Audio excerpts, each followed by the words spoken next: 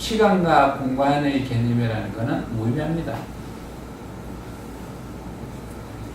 천년이 하루 같고, 하나님 표현은 하나님에게서는 시간의 이 초월에 계신다는 그런 의미를 담고 있습니다. 정말로 그럴까 하는 이야기는 실제로 이제 아인슈타인이 제가 생각할 때는 하나님의 세계를 살짝 본 것 같아요.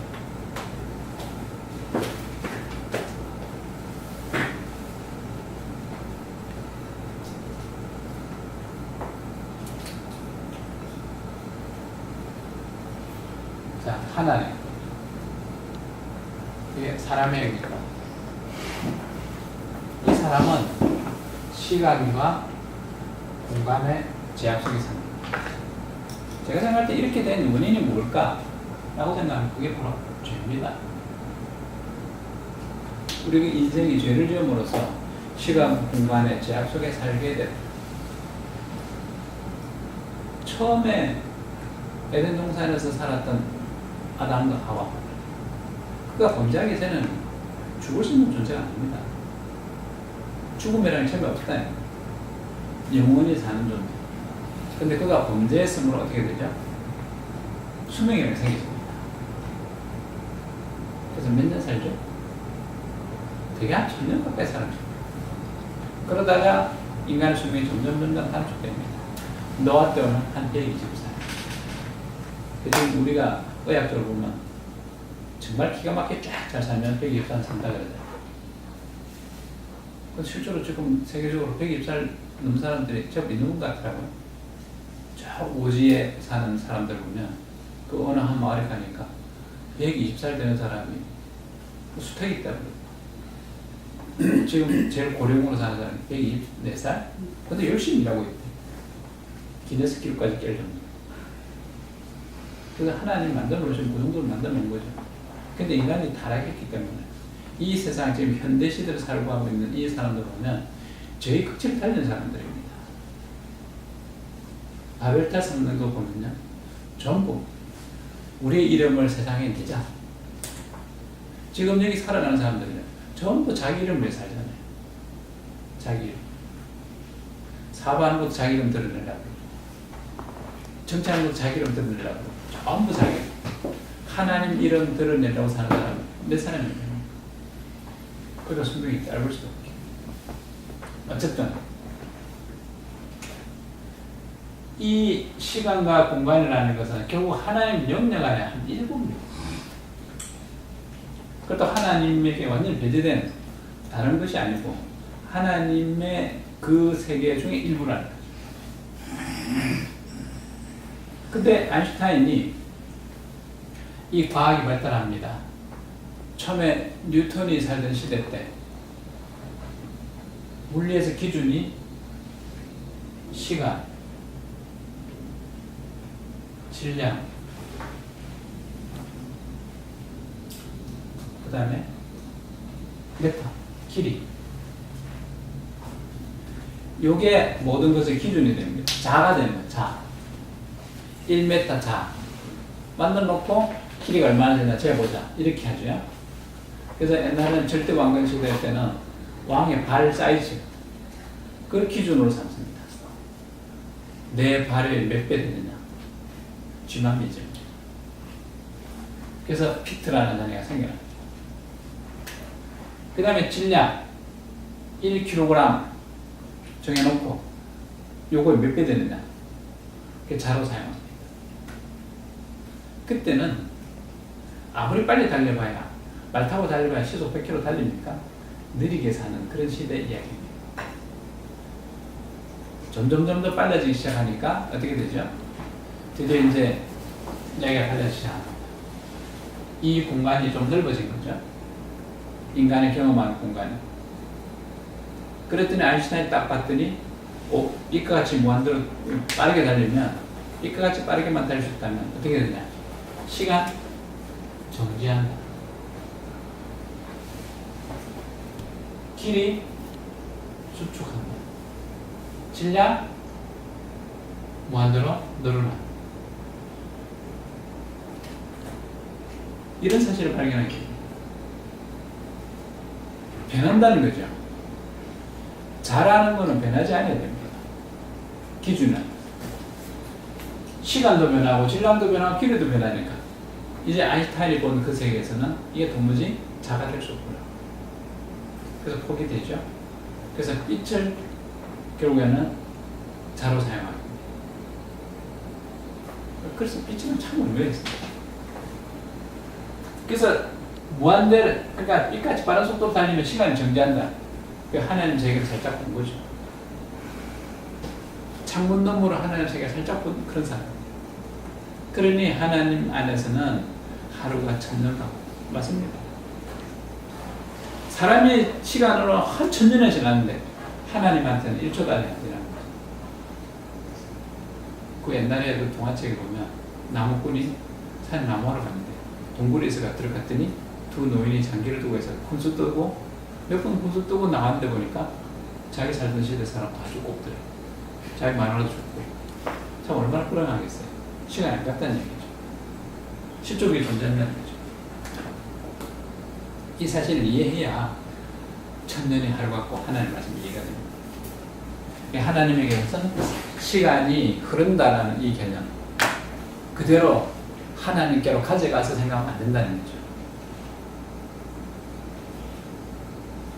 자, 그래서 우리 책 209페이지 위에 나오는 시간적으로 뒤수고하는 이 이야기도 결국 무슨 이야기냐, 우리 관점에서 봤을 때 표현이 있지. 우리 관점에서. 그래서 하나님 관점에서 보면 성부와 성자의 사역이 어떻게 되냐, 논리적으로 앞뒤가 만들어지는 것이다.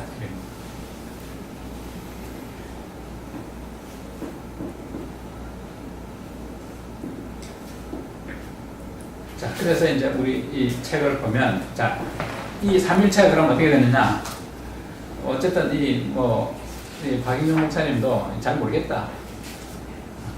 워낙 신비한 거기 때문에 이렇고 저렇고 설명을 했는데 나도 잘 모르겠다 이 이야기입니다. 잘 모르겠다. 저도 마찬가지입니다. 제가 할 수 있는 방법을 다 동원해서 여기까지 설명했는데 그 이상 나도 잘 모르겠다. 왜냐하면 내가 다르면 하나님이죠. 어떤 인생이라도 이 삼일체를 완벽하게 다 설명할 수 있는 방법 없습니다.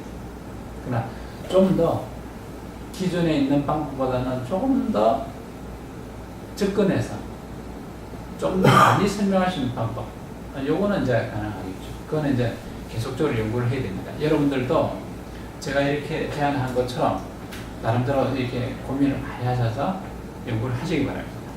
근데 까딱 잘못하면요, 지금 우리 책에 얘기하는 것처럼 삼신론, 일신삼현론 이런 일들 막 생깁니다. 자, 정말 그러냐? 한번 보겠습니다. 거기 우리 책 210페이지 보면, 자, 드디어 그런 이야기들이 나옵니다. 그래서 삼일체를 가지고 이거를 설명하려고 문장 노력합니다. 그래서 이제 어떻게 했는가 하면은 이 캐톨릭 쪽에 보니까 이런 이야기가 나오더라고요. 캐톨릭 사전에 찾아보니까 삼일체를 설명하는데, 야, 전기라는 게 있는 거 아니냐? 전기 알지? 근데 이 전기가 어떻게 돼? 전등 켜면 빛이 되고, 그 다음에 그 전자레인지 쓰면 그 열이 나오고, 그걸 내가 모터 돌리면 힘도 나오지. 그래서 전기가 빛과 열과 힘으로 사용될 수 있지. 이렇게 되는 거야. 이게 삼일체. 이렇게 설명하는 게 수능 틀립니다. 이런 식으로 설명하면 안 된다는 거예요.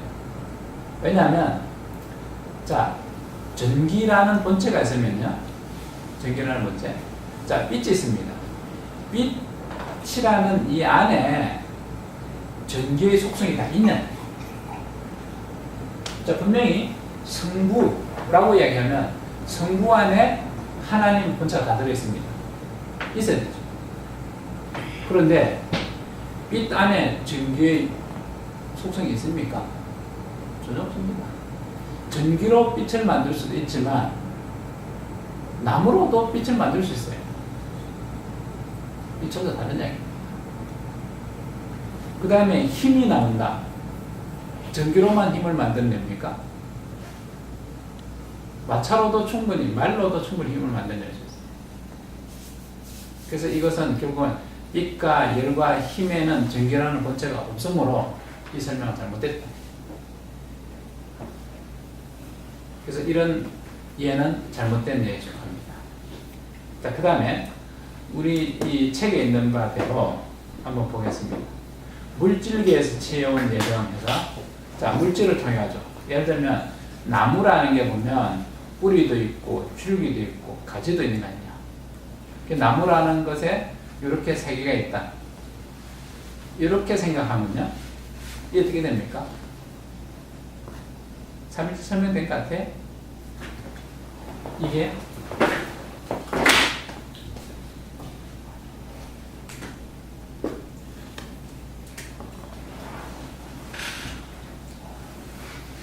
나무가 있어서 요만큼은 뿌리에 해당돼.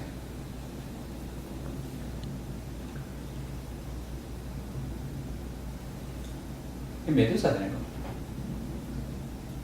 잘못 설명하는 거죠. 뿌리에 나무 본체가 다 있냐. 저는 다 했죠. 그래서 이 설명은 하면 안 됩니다. 자, 물의 운동에서 보면 샘물, 시내, 강이 있을 수 있다. 자, 물이 흘러가다 보면 처음에 나온 데가 샘물이 되고, 그 다음에 그게 줄줄 내려가면 시내가 되고, 그 다음에 저기 밑에 내려가면 큰 강물이 된다.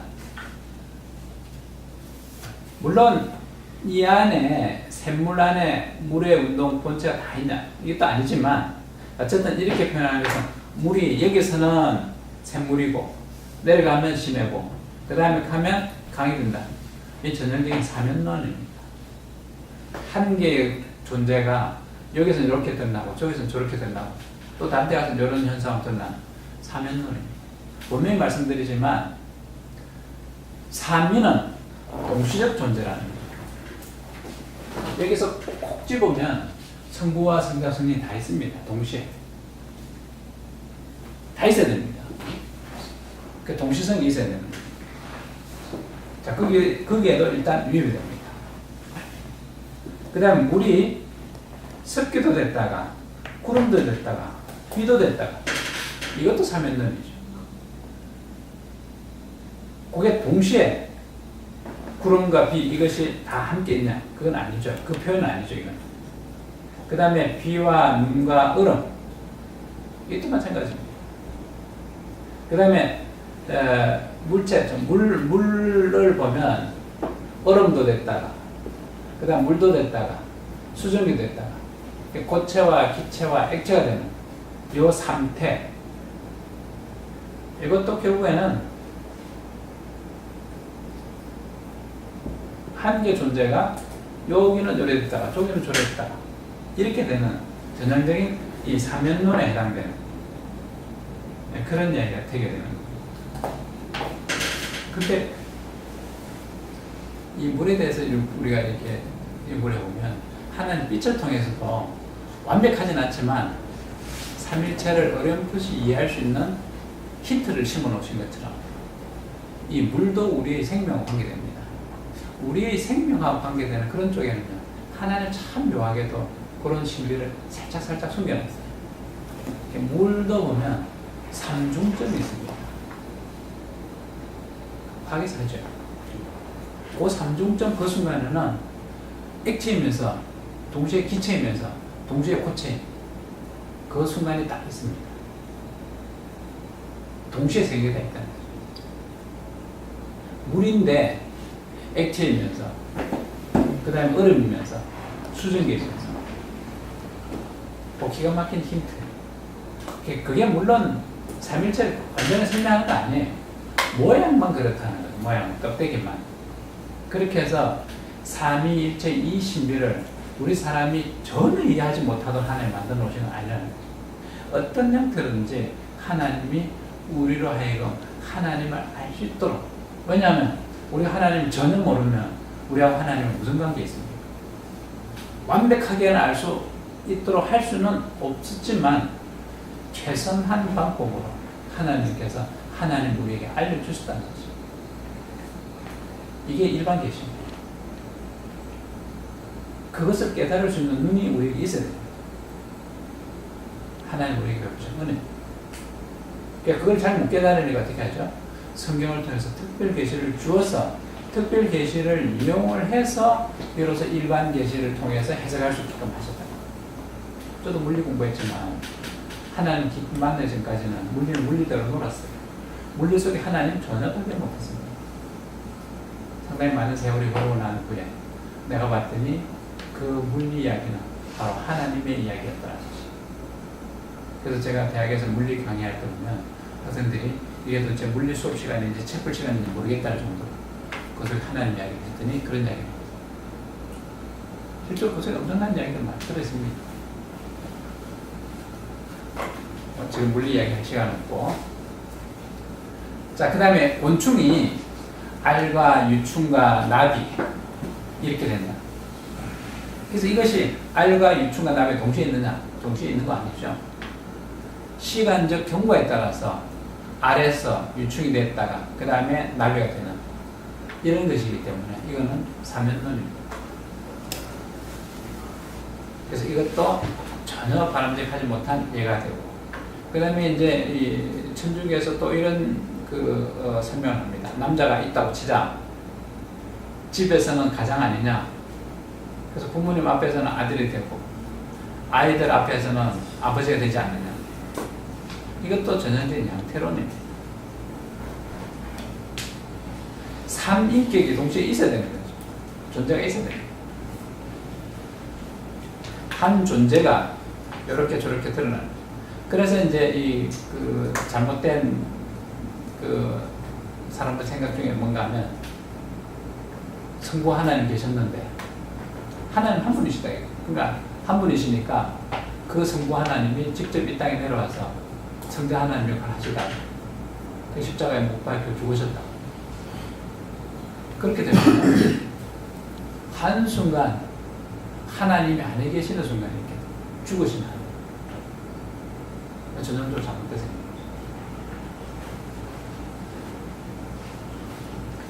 자, 이런 것들이 이제 잘못된 그런 표현들인데 어쨌든 자연계에서 삼일체론에 대한 완벽한 예를 찾는다는 것은 처음부터 포기하는 게 좋겠다. 그래서 어설프게 괜히 설명했다가 사람들로 하여금 오해하게 만드는 그런 예를 사용하는 것은 바람직하지 못하다. 그래서 여기 우리 책에 표현된 대로 하나의 예가 아일랜드에서 성 패트릭이라는 사람이 클로버에 가지고 아이들한테 토끼뿔 보여주면서 잎이 세 개 있으니까 하나 똑 따고 요거 뭐지? 두 개 남았을 때 그래도 풀어봐요. 또 따고 하나 남을 때 여기 뭐지? 그래도 풀어봐요. 똑 따고 나서 이게 뭐지? 그래도 풀어봐요. 이렇게 해서 3일절 설명을 하는데 이것도 잘못된 설명이 사실.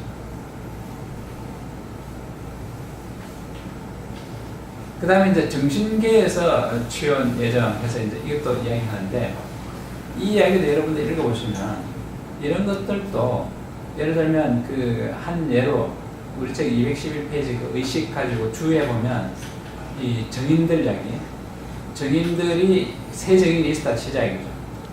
한 사건을 봤는데 세 정인이 있었다. 이 사람들의 이 생각 속에 이 심리학적으로 보면 이런 것이 이 삼일체를 설명하는 하나의 예가 될 수 있겠다 이렇게 하는데 자 여기서 보면 위적 구별이 본체 안에 있다라는 이 원리에 달려야 됩니다. 이 원리. 그래서 정인들의 그 심리 상태 안에 그럼 사건의 본질이 있느냐 그런 건 아니거든요. 그래서 이런 예도 별로 바람직한 예는 못 된다. 나머지 이야기도 다 마찬가지입니다. 그래서 나머지 페이지 여러분 읽어보시면 다 아시겠지만 삼일체를 정확하게 표현할 수 있는 그런 방법으로는 바람직하지 못합니다. 그래서 특별히 아까 제가 표현한 이 방식으로 보면 이 삼각형을 가지고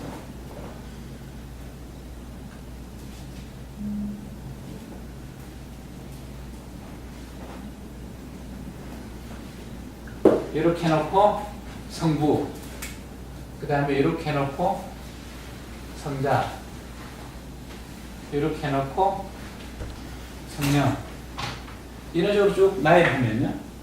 이것도 3인론 됩니다. 그래서 따로 떼면 안 되고 한 삼각형을 고정시켜 놓고 거기서 승부와 승자와 승리 이렇게 설명을 해야 정확한 설명이 될 수 있습니다. 나중에 혹시 이 방식으로 여러분들 설명하실 때는 그 점 유의하셔서 이 도표를 사용하시기 바랍니다. 자, 어쨌든 이제 우리 책에 213페이지 있는 그 위에 그런즉 너희가 하나님을 누구와 같아 하면 무슨 형상으로 비기리요 이렇게 표현하심으로써 하나님과 같은 존재가 전혀 없으니 있을 수가 없죠. 비슷한 것도 있을 수 없습니다. 삼위일체 설명을 우리 주위의 자연계나 우리 자신의 정신적 구조에 찾아보는 것은 허사다. 박목사님 그렇게 결론을 내놓고 있습니다. 저도 똑같은 생각입니다. 우리 주위에서 이런 방법을 찾으려는 것은 처음부터 무의미한 얘기입니다.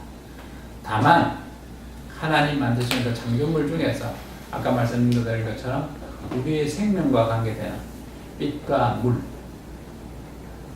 여기에는 하나님 참으로 신비스러운 그런 힌트를 조금만 심어놔 주신 것 이것이 감사할 뿐입니다. 그 외에 더 억지로 이렇게 찾아서 설명하려는 그런 시도는 바람직하지 못하다 이런 생각이 듭니다. 그래서 어쨌든 성부는 참으로 하나님이시오. 그리스도는 참으로 하나님이시오. 성령은 참으로 하나님이시로되 새 사람, 새 천사, 새 창문이 있음 같이 새 하나님이나 새 신류가 있음은 아니다 하는 것을 명심하시기 바랍니다. 그래서 밖으로 드러나서 따로 여기 성부가 툭 있고 여기 성자가 툭 있고 여기 성령이 툭 있고 이렇게 생각은 절대 하지 말라는 거예요. 이 본체 안에 삼위가 처음부터 계셨을 뿐이다. 다만 그것이 밖으로 드러나고 보일 뿐이다. 이런 얘기죠. 근데 성자 하나님은 인간 세상 온 거 아니냐? 여기 툭 나와 있는 거 아니냐? 그것이 아니라 그것은 인간의 그런 성품을 주님의 그 위적 속성에 첨가하신 것이다. 위적 속성에. 본체적 속성이 아니라 성자 하나님의 위적 속성에 인간적인 것이 가미됐을 뿐입니다. 새로운 요소로 가미됐을 뿐입니다. 그 한 요소이지 그것이 전부가 아니라는 거죠. 그까지 해서 이제 중요한 삼일천원에 대한 이야기는 마무리를 지었습니다. 다음 시간에는 성부와 성자와 성령 각각에 대해서 이제 설명을 삼위의 강론에 대해서 이야기를 하려고 합니다. 그래서 이 강론은 앞에 부분을 충분히 이해하셨으면 그렇게 뭐 난해하게 설명할 수 없기 때문에 또 삼위의 강론은 조금 빨리 진행을 하도록 그렇게 하겠습니다. 그래서 어쨌든 이 삼위일체론이 결국에는 우리 조직 시간에서 제가 생각할 때는 가장 베이스가 됩니다. 기초가 되기 때문에 이거 완벽하게 잘 이해를 하셔야 됩니다. 여기서부터 모든 게 이제 출발해서 올라갈 겁니다. 지금 이제 그 위에 우리가 이제 조직 신앙을 쌓아 올라갈 거기 때문에 하여튼 이 삼위일체론에 대해서 헷갈린다든지 어슴푸레하다든지 어슴푸레 하겠죠. 그래도 제가 설명한 만큼만은 여러분들이 확실하게 기억을 하시고 계속 강의를 따라오시길 바랍니다. 마치겠습니다. 기도하겠습니다. 하나님 감사합니다. 이 시간 주께서 은혜를 베푸사 참으로 하나님의 귀한 말씀 우리를 하여금 깨닫게 하신 시간 갖게 하신 것을 감사를 드립니다. 참으로 오묘하신 하나님의 그 원리를 우리를 하여금 이해할 수 있도록 도우신 하나님께 감사를 드립니다. 우리를 하여금 말씀을 능히 깨달을 수 있는 지혜를 허락하시고 그 능력으로 주의 백성들을 잘 인도할 수 있는 그런 목회자가 될 수 있게 하옵소서.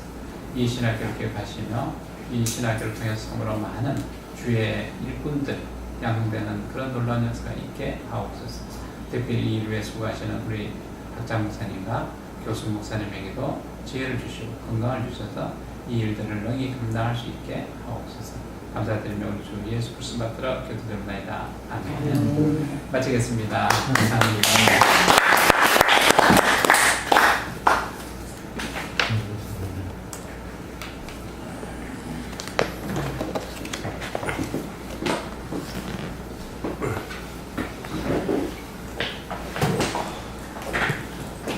다시 해보시겠어요?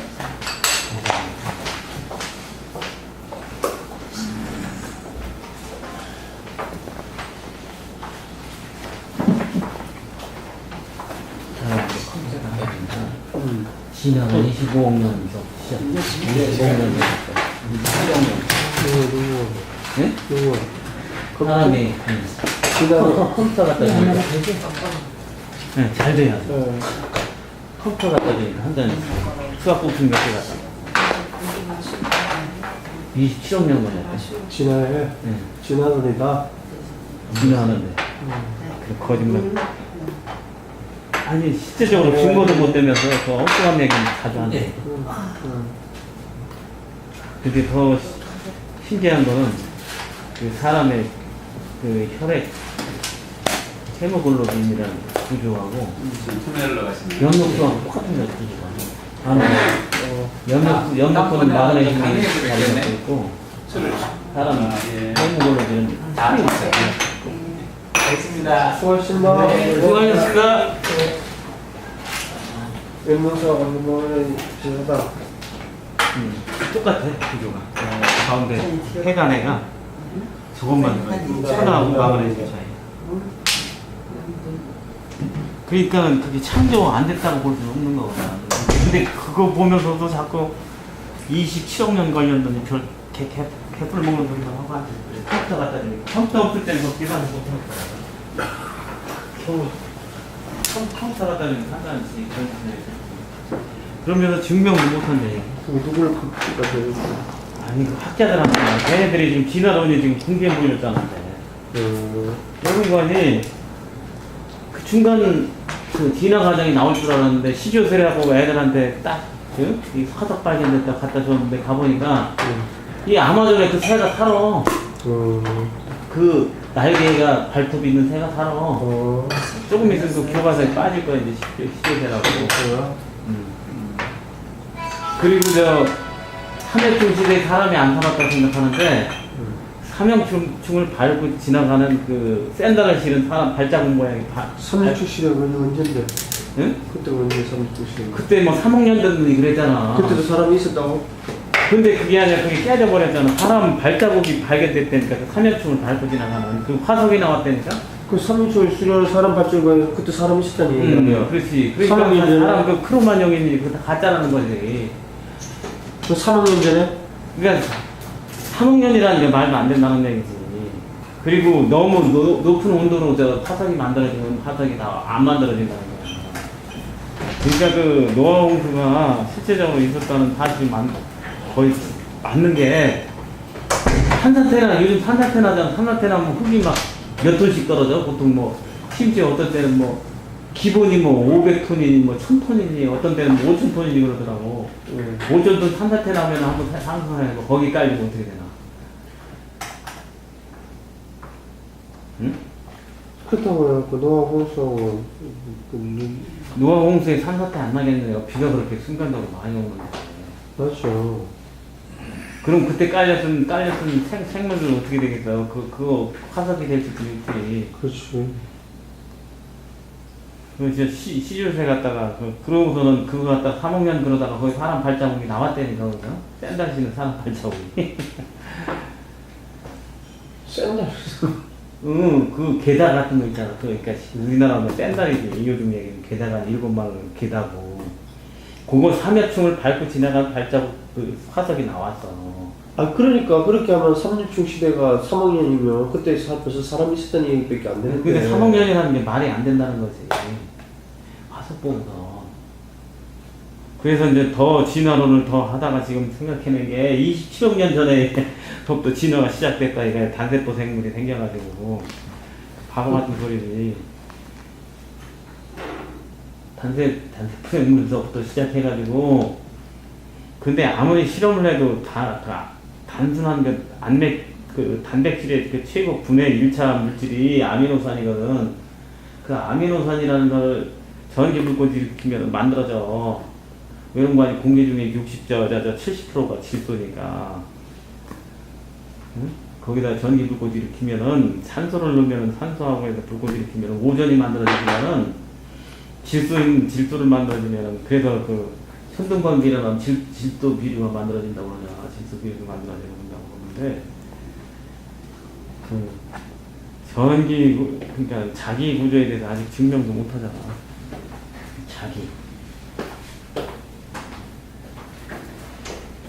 자기가 고속으로 어떤 그 자기 통로를 방해하고서 그 에너지를 뚫고 들어가는 목사님께서는 여기 그 지난번에 그 선생님들 네 분 나가시는 문제 해결하셨다고 하시던가요? 여기 조현성 목사님. 전현승 목사님. 왜 선생님 나갔대요? 아 모르셨었군요. 아니 지난번에 잠깐 뭐 강의 시간 중에 네. 그 학교에 계시는 5명 선생님들이 있으신데 4명이 갑자기 그만두시겠다고 그래가지고 아주 힘듭니다. 그렇게 말씀을 하시던데. 그만둔다 그러면 뭐 또 뽑아야지. 아마 이제 그 교사 자격증을 있고 뭐 이런 것들이 다 있어야 되기 때문에. 월급이 박해요, 조목사님이. 다른 사람보다 월급이 흉하게 주면 괜찮을 텐데 그게 이제 박해요, 월급이. 그러다 보니까 그런 문제가 생겨요. 그런 상황이니까 아마 저기 그 좀 봉사 좀 하시라고 그러니까 아무를 하실지 모르겠는데 그 애들 가르치는 것을 그 근처에 살고 있는 학생들이 방과후 학교가 비슷하게 해서 막 봉사를 하고 싶다고 그러셨죠.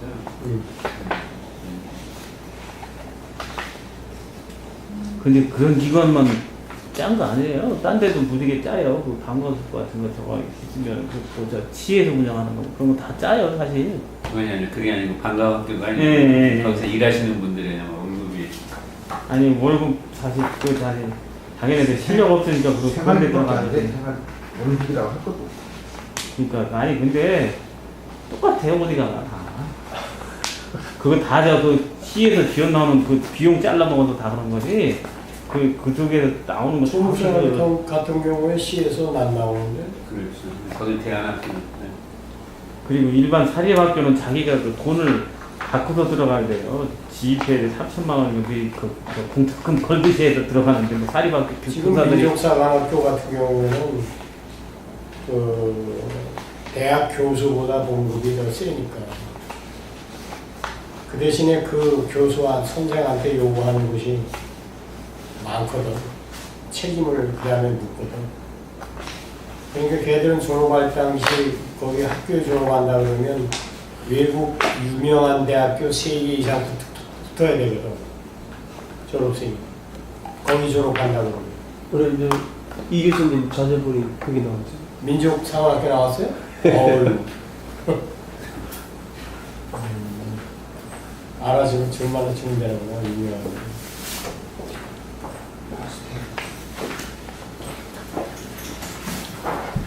자, 이제 팔복을 끝을 맺자고요. 팔복. 마태복음 5장 3절부터 12절까지.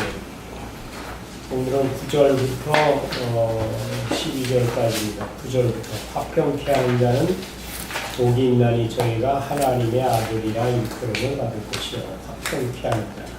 근데 이런 사람 없더라고. 하나님의 아들은 많은데. 있어요. 있어요? 네. 봤어요? 그렇게 하잖아요. 누가 그렇게 해요? 나도 그렇게 하고 있는데. 네, 자천이 들어오셨습니다. 타천 없으신가요? 아니, 그러니까 화평케, 그러니까 하나님의 아들이 된다는 조건이 뭐냐? 이거는 지위 고하를 막론하고 화평케 하는 자는 복이 있나니 하나님의 아들이야 일컬음을 받을 것이라. 응? 그러니까 뭘 화평케 해야 돼요? 아니 또 이거 따집니까? 아니 여기서 그냥 지금 단어 그대로 화평케 하는 게 지금 보고 있으니까. 그러니까 이제 따지는 게 아니고 뭘 화평케 해야지만 하나님의 아들이 될 수 있느냐. 우리가 이걸 지금 풀어야 되니까. 그렇잖아요. 여기는 지금 어떤 거라고 지구형을 안 했거든. 네? 아니 싸우는 사람을 화해시키고 가난한 사람을 잘 살게 만들고 힘들고 어려운 이웃들한테 힘을 받게 만들고. 하나님의 아들이 되는 조건이 뭐냐? 화평케 하는 사람. 이건 이제 하나님이 아니 믿지 않는 사람 믿게 만들고. 아니야, 이건 하나님 뭐가 화평해야 되냐 말이야. 응?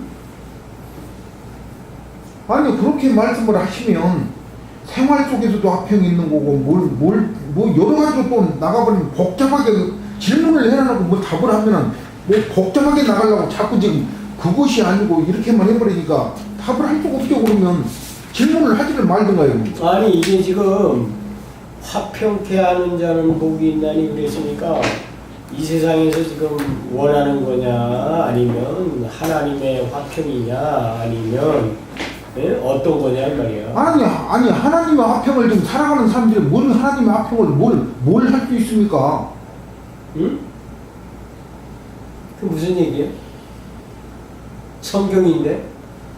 아니 지금 사람 얘기가 아니에요. 아니 그래 팔복이면 우리가 이 세상을 살아가면서 지금 팔복 아닙니까?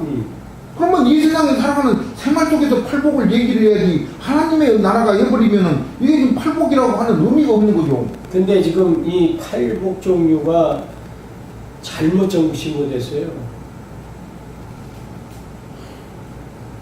아니 그러면 학장님이 이 화평이라고 하는 거를 뭐라고 지금 정의를 내립니까? 아, 그걸 이제 정의를 내리기 위해서 따지는 거 아니에요. 아니 그러면 질문을 해놔놓고 그렇게 따지니까 질문을 답을 못 한다는 거죠. 아니, 따지는 게 아니고 여기서 화평이라는 종류예요. 화평이라는 종류. 생활 속에 하나님의 아들이라고 하는 것은 누구나 다 하나님의 아들이잖아요. 신약 성경에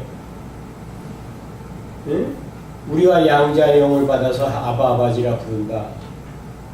그렇게 알고 있잖아요. 그래 안 그래요? 아니 하나님의 아들이니까 당연히 불편한 거는 불편하지 않게 만들어주고 힘든 거는 힘들지 않게 만들어주고. 아니에요. 조건이 있어요. 예?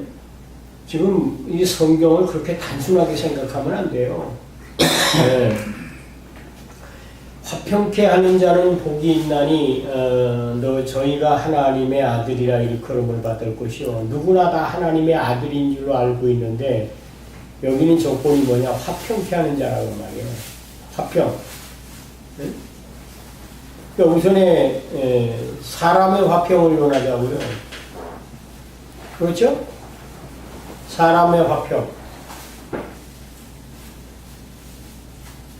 화를 복으로 만드는 게 화평 아닙니까? 그렇죠. 문자로 풀면 그대로요. 화를 복으로 만든다. 네? 아니 그러니까 아니 믿는 사람이라면 그렇게 좀 하나님을 아버지라고 부를 수 있는 사람이라고 한다면 믿음이 있는 사람이라고 그러면 다 그렇게 사는 거 아닙니까? 이건 믿음이 있는 사람이 아니거든요. 화평의 조건이 뭐냐? 하나님의 아들이 된다. 하나님의 아들. 네가 하나님의 아들이냐? 그러면 화평케 하라 말이에요.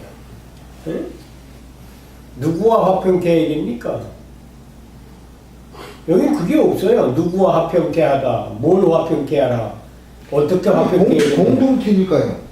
공동체니까 그 공동체를 화평하게 하고 또 하나님 관계라고 그러면은 믿지 않는 사람 믿게 만드는 게 화평하게 하는 거고. 지금 우리가 8가지 복받는 비결을 지금 논해 왔는데 여기에 지금 얘기하는 축복이라는 것이 여러분들 없어요. 세상 사람들이 오늘날 목사님들이 얘기하는 축복이 없다고요.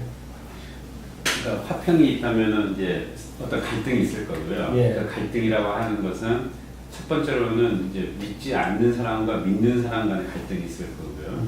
그 다음에 믿는 사람과 믿는 사람끼리의 갈등이 또 있을 것 같아요. 그래서 아마 목사님께서 사실 이제 우리 임 회장님께서 이렇게 이제 저렇게 열을 내시면서 이렇게 말씀을 하신 게 뭐냐면은 목사님께서 사실 질문하시는 것들이 준비 안 한 사람들한테는 굉장히 막연한 질문이거든요. 근데 이제 어떤 의도로 이제 하시느냐가 딱 굉장히 먼저 생각을 하셔서 아마 그러시는 것 같은데 제가 생각했을 때는 지금 목사님께서 만약 그런 각도로 본다면은 여기서는 그러니까 믿는 사람과 믿지 않는 사람 간의 화평이 일어나는 것은 화평하게 하려면 뭔가 타협점을 찾아야 되는 거 아닙니까? 그러니까 그건 아닌 것 같고요. 근데 이제 믿는 사람과 믿지 않는 사람의 화평케 하는 자가 복이 있다. 그러니까 그런 말은 아닌 것 그건 같고, 아니거든요. 예, 그건 아니고 여기서 말씀하시려고 하시는 건 혹시 이제 믿는 사람들 간에 그 화평케 하는 것을 말씀하시는 게 아닌가 지금 그렇게 추론을 한다는 말씀입니까? 제가 볼 때는 여기서는 이 하나님과 인간 사이를 화평하게 하는 자는 복이 있나니 이렇게. 근데 사실 그걸 하기 위해서 예수 그리스도께서 오셨으니까요.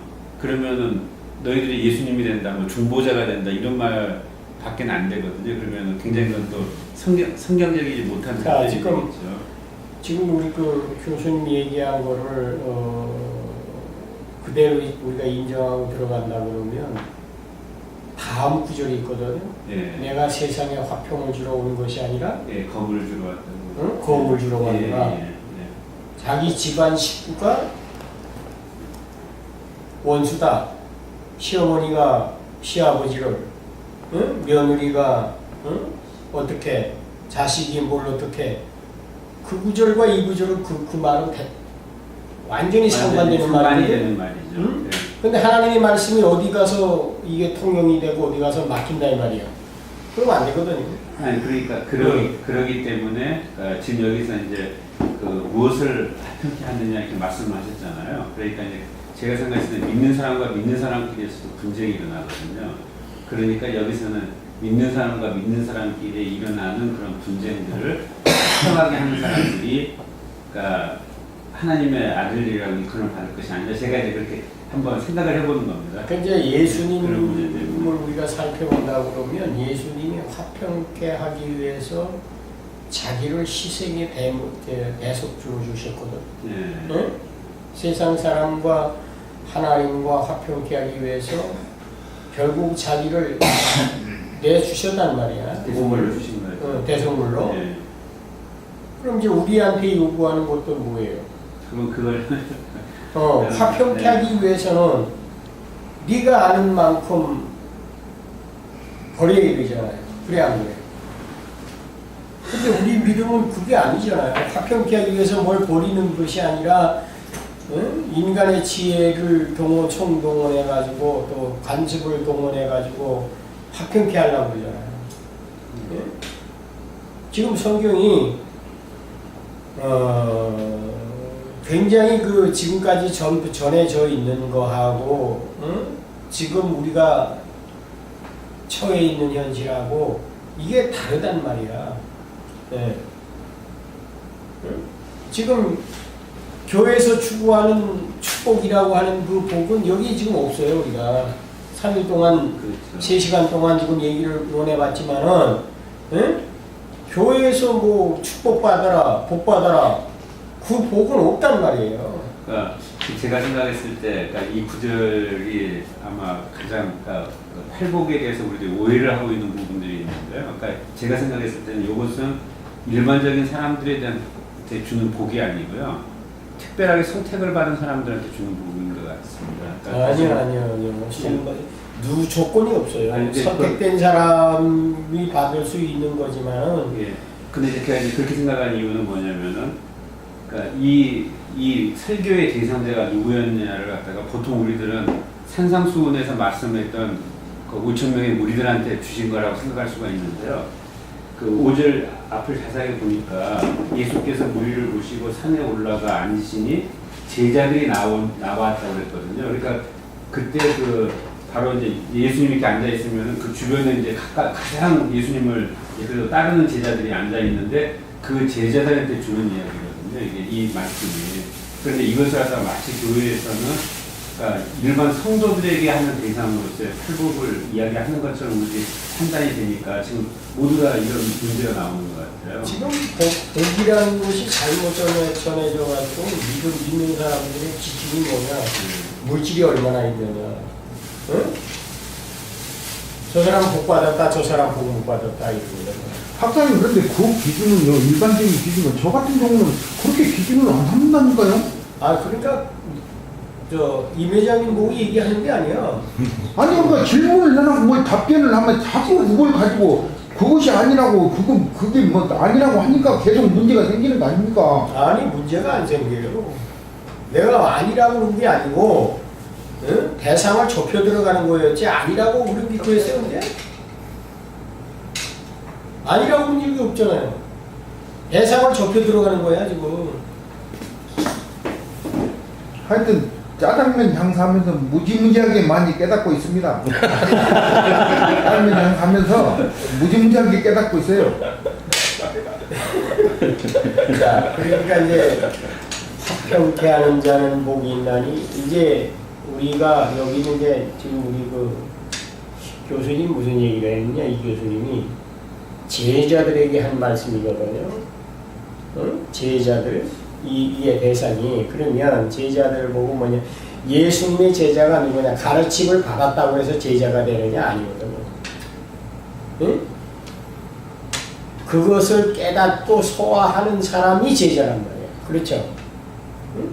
그러니까 화평케 하는 자는 복이 있나니 저희가 하나님의 아들이라 일컬음을 받을 것이요. 하나님의 아들이 되고 싶지만은 네가 내 아들이 되기 위해서는 화평케 해야 된다. 그럼 첫째는 무슨 화평입니까? 하나님과 우리가 화평케 되기 위해서는. 이게 세상적 화평을 얘기하는 게 아니거든요. 믿음의 화평을 얘기하는 게 아니에요. 응? 첫 번째로 뭐냐? 하나님과 화평해야 된단 말이에요. 응? 하나님과 화평하기 위해서 예수님이 당신을 배속물로 주셨단 말이에요. 그렇죠? 예. 그러면 내가 하나님의 아들이다 되기 위해서는 하나님과 화평케 하는 길을 성도들에게 또 제자들에게 이걸 전파해야 된단 말이에요. 그러면 첫째로 하나님을 어기게 되고 하나님을 거역하게 되는 이유가 뭐예요? 죄 때문이죠. 근데 죄를 범하게 되는 이유가 뭐예요? 원인이? 자기 자신이 살아있기 때문에. 살아있기 때문에? 네. 죄가 나한테 지금 미치는 영향을 모르기 때문에 그래요. 응? 죄가 어떤 일을 하는지를 잘 모른단 말이에요. 행하는 본인도 이해가세요? 무슨 얘기인지? 죄가 어떤 일을 구체적으로 저지르고 있느냐? 응? 이해가십니까?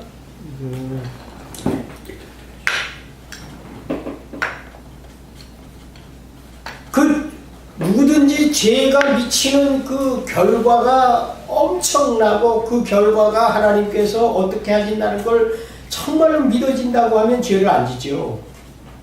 수단과 방법을 안 가리죠. 응? 아니 여기서 지금 수십 길 안 떨어지기가 딱 있는데 잘못하는 사람은 떨어지고 잘못하는 사람은 끌어들인다. 이거를 지금 현장에서 목격을 하고 떨어지면 죽는 거죠, 무조건. 거기 떨어지는 사람 없죠? 아니 학장님 그러니까 교회를 다니고 바쁜 시간에 그렇게 지금 믿음을 갖고 있는 사람은 다 그걸 알기 때문에 지금 믿음 생활 하는 거 아닙니까? 그렇죠. 믿음 생활 하는 거죠. 네. 해요. 믿음 생활 합니다. 그래서 믿음 생활 하는 거예요. 응? 사람들이 믿음 생활 하는 것이 그렇게 해서 믿음 생활을 한다. 좋은 얘기죠. 믿음 생활 하는 거예요. 그러니까 이제 하나님과 화평하는 길, 또 믿는 사람과 믿는 사람이 화평하는 길, 안 믿는 사람과 믿는 사람이 화평하는 길. 응? 이것이 다르단 말이에요. 안 믿는 사람과 믿는 사람이 화평하는 길이 뭐예요?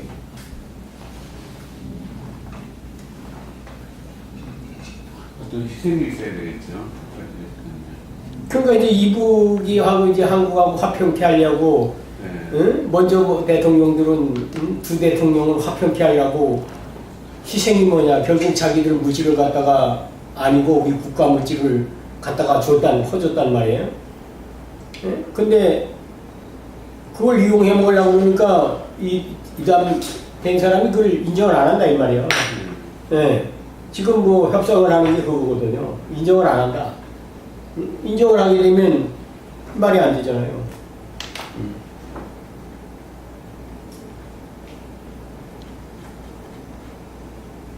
그러니까 참 이게 지금 그 생각할 관점이 엄청나게 많은 거예요. 화평케 하는 자. 응? 그러니까 첫째로 뭐냐, 진리의 화평이라는 말이야. 진리를. 응? 이 말씀을 변질시키고 말씀을 가지고 장난치는 사람들에게 그 결과가 얼마나 무서운가를 알면은 안 할 거란 말이에요. 하나님이 말씀 가지고 돈벌이 한다. 이거 잘못된 거잖아요. 응? 그러니까 90년도에 그 성서공회의 그 판권 수입 들어오는 것이 뭐냐? 얼마나 들어오냐? 670억인가 그래요. 1년에. 각 출판사에서 들어온 게. 내가 그때 당시에 판권 그 시비를 하기 위해서 간사였기 때문에 알거든요. 성서공에서 각 그 출판사에서 받는 돈이 600 같은 매덕인가 돼도. 10몇 년 전에 말씀. 아유, 뭐 엄청난 분이요. 말이 안 되죠. 90년도니까. 90년 뭐 그러면 공헌나 두 번째 하시면 오늘날 돈이 될 텐데. 오늘날은 관두고요. 네. 그러니까 성서공회로다가 들어가는 돈이 무슨 출판사, 아카페 출판사인가 얘가 강정훈이 이 영감님이 가지고 계신데 이 아들이 지금 하는 거예요. 강도환이 아들이거든요. 근데 이 친구가 80매덕 중에 35건 갖다 주고 50억은 안 주기 위해서 재판을 한 거야. 걸은 거야. 시비를. 우리는 그것도 모르고 이제 붙은 거지. 그러다 이제 다 해가지고 이기게 생겼으니까 저들끼리 협상을 딱 해버린 거야. 밑에 사람은 내버리고. 그러니까 빗다리고 하지 말고. 아니 무슨 소리입니까? 판결 이제 나게 생겼는데 이게 생겼는데 무슨 소리입니까? 하지 마라. 다 끝났어. 뭐가 끝났습니까? 이게 참 웃기는 거야. 정말. 아니 A시 당초에 그런 거는 손도 안 대고 A시 당초에 개입도 안 했어야지 뭘. 그게 뭐 주의종들이 하는 겁니까? 그 법놈들이 하는 거지? 근데 우리나라에 지금 존재하고 있잖아, 성공회가. 이거 지금 독점 해가지고 하잖아, 성공회가. 응? 자, 그게 그만두고 하려고 골치 아프니까. 자, 그런데 화평케 하는 자는 복이 있나니 천국이 저희 것이며. 지금 이제 주의 종들이 기도하거든요. 하나님께 인정받기 위해서. 하나님께 인정받기 위해서 기도하는 것은 아니거든요. 응? 기도는 일상생활에서 자기들 평상시에 하는 거야. 예. 그래 안 그래요? 하나님과의 대화거든. 화평케 하려고 하는 사람들 못 봤어요 나는. 아니 저는 그렇게 하고 있다니까요? 그건 뭐 하고 있다고 그래요? 없다고 그래요? 아니 여기 있지 않습니까? 그래 있다고 그래. 이제 찾아봐야지 이제. 지켜봐야지. 지켜봐야지. 자, 그런데 문제가 뭐냐면 오늘 그런 거야. 진리가 화평케 하려고 그러면 진리를 가지고 장사를 하지 말아야 되는데 주의 종들이 이걸 가지고 장사를 한다고. 응? 이거 지금 권당에 예를 들어 얼마씩 측정하느냐. 그 주의 종들이 모였어요. 각 교단 대표가. 응? 24개 교단인가 그래요. 대표들이. 모여 앉아가지고 성경 본다고 얼마나. 응? 그 다음에 이 판권 수입이 각 교단 분배가 된다고. 제일 많이 받는 데가 합동식이고, 통합식이고, 그 다음에 감리교고. 그 순서대로 받아. 응?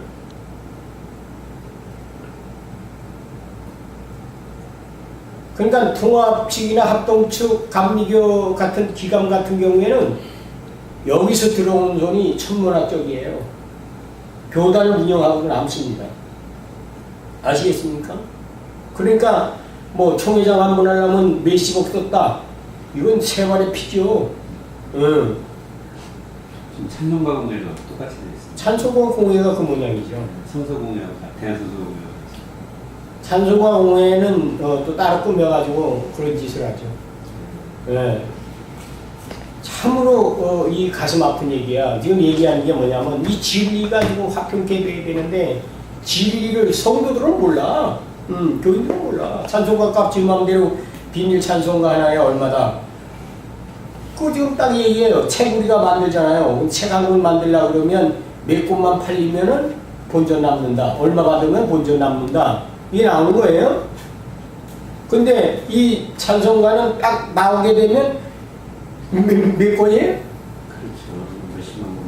몇십만 권이 무슨 얘기입니까? 아니 그러니까 교훈이 그걸 모르는 사람들은 복을 받는 거 그걸 아는 사람은 죄를 짓는 거예요. 그걸 결론은. 아니 그렇죠. 죄 짓는 거예요. 그런데 이제 내가 얘기하는 건 뭐냐 하면 화평케 해야 될 사람들이 그거를 알고 죄를 짓게 만든단 말이야. 그 태도리 안에 다 들어가 있단 말이야. 나보고 이거 안 바꾼다고 또 시비야 지금 우리 교단에서. 성경 안 바꾼다. 왜 우리만 안 바꾸냐? 내가 설명을 해줘요. 이걸 안 바꿔야 되는 이유가 있다. 응? 그래서 바꾸지 말자. 응? 많지 않은 경우에 바꾸지 말자. 응? 그렇게 얘기를 했죠. 응? 바꿀 필요 없어요, 제가 봐도. 아니 바꿀 필요가 없는데 바꾸게끔 만들잖아 지금. 올라가서 통합 찬송가 몇 장 하면 되는데 찬송가 몇 장 해놓으면 300장, 이건 300장이면 그걸 500 몇 페이지가 있어. 페이지를 뒤 바꿔놔가지고 글이 바뀐 게 아니야. 페이지를 뒤 바꿔놨어. 왜? 다 팔렸으니까 이제 덜 팔리거든. 그러니까 이제 또 잘 팔리게 하기 위해서 이걸 다 뒤 바꿔, 앞에 거 뒤에 거 바꿔라 그랬어. 근데 그것도 모르고 우리 교단은 바꿉시다 그 얘기야. 우리 교단은 바꾼 수입도 안 들어와. 응? 근데 바꾸재. 그래서 안 바꾼다 그러니까 왜 안 바꾸냐 그래. 왜 안 바꿔? 왜 목사님만 고집합니까? 이래. 응? 그런 거야. 그 내가 설명을 해줬지. 왜 바꾸냐? 바꾸는 이유가 뭐냐? 아, 교인이 오니까 이거 헷갈려서 그럽니다. 응? 근데 또 희한한 거는 이것이 나오면은 갖다 수거해다가 버리는가 봐, 걔들이. 소각하는가 봐. 이게 그 찬송가가 이 성경이 많아야 되잖아요. 구가. 네. 예를 들어서 그 책방 가면 많아야 되잖아. 하나도 없어. 그렇네요, 정말. 응? 사실은 이제 아까 그 우리 전지수님께서 성신이라는 단어를 말씀하셨잖아요. 근데 그게 그 개편 찬송가, 합동 찬송가, 새 찬송가 이렇게 세 개가 있었을 때는요. 혹시 아실지 모르겠는데 불길 같은 추성녀, 네, 그게 어떻게 되냐면 불길 같은 성신녀 이렇게 됐었거든요. 그래서 그 세 개의 찬송가가 뭉쳐져서 통일 찬송가로 1983년도에 바뀌어졌는데 그때 이제 용어 통일시킨다고 그래가지고 이 성경하고 일치시키는 성신이라는 단어를 그러니까 찬송가에서 성신이라는 단어를 많이 썼는데요. 그걸 다 성령으로 바꿨습니다. 그래서 이제 그런 것들은 좀 있었었는데 이제 83년부터 다시 20년 정도 지나니까 이제 그 다시 지금 쓰고 있는 찬송가를 뭐라고 하는지는 제가 잘 모르겠는데 통합 찬송가. 통합 찬송가입니다. 그 통합 찬송가를 바꿀 때는 어떤 논리를 썼냐면은 그 시대가 많이 흘러져 가지고 이 찬송가가 이게 이제 사실 신학적으로 문제가 되는 거죠. 그러니까 그 교회에서 많이 사용하고 있는 찬송을 대변하지 못하고 있다. 그런데 이제 사실은 제가 잠깐 지난번에 말씀을 드린 것처럼 그 찬송가가 다 똑같은 찬송가가 아니고요. 그러니까 힘이 있고 가스펠이 있거든요. 그래서 그 구별을 어떻게 하면은 힘은 그 우리들이 조금 전에 배웠던 조직신학에서 배웠던 트리너티를 대변하고 있는 게 힘이고 트리너티가 대변하고 있지 않는 것은 우리들이 이제 가스펠이라고 부릅니다. 그래서 예배 때에는 힘을 불러야 되거든요. 근데 그게 지금 그 교회음악이 다 무너져 버렸어요. 지금 문제가. 자. 아무튼 답답한 이야기입니다. 너무너무 답답한 거예요, 지금. 예, 이게 왜 이런 화평이 나오는가 하면, 진리가 무너져 버리고, 찬송가가 무너져 버리면은, 막을 길이 없어요. 죄 짓는 것을. 나는 원인도 모르고 죄를 짓는 거야. 예? 원인도 모르고. 우리 집에서는 안 쓰면 안 되니까. 이게 지금 문제는 거예요. 그러니까 지금 화평케 하는 게 먼저 뭐냐? 진리와 화평이죠, 진리. 하나님과 사람과 사이에서 진리의 화평이라는 거예요. 화평을 위한 화평이 뭐예요? 북한하고 협상할 때 화평을 위한 화평을 해놓으니까 NLA 발언이 문제가 되잖아요. 김일성이가 김정일이가 계획적으로 NLA 발언을 포기 발언을 시켰는데 우리 쪽에서는 그거 생각지도 않고 발언을 했다 이 말이야. 포기 발언을. 그러니까 이제 와가지고 뭐 포기 발언 이건 국가의 원수로서 할 수 없는 짓이다. 그러니까 원본이 없어졌네. 이제 원본 없어졌어. 이제 보관하는 놈이 없어졌어. 이거 말이 돼야 안 돼요. 응?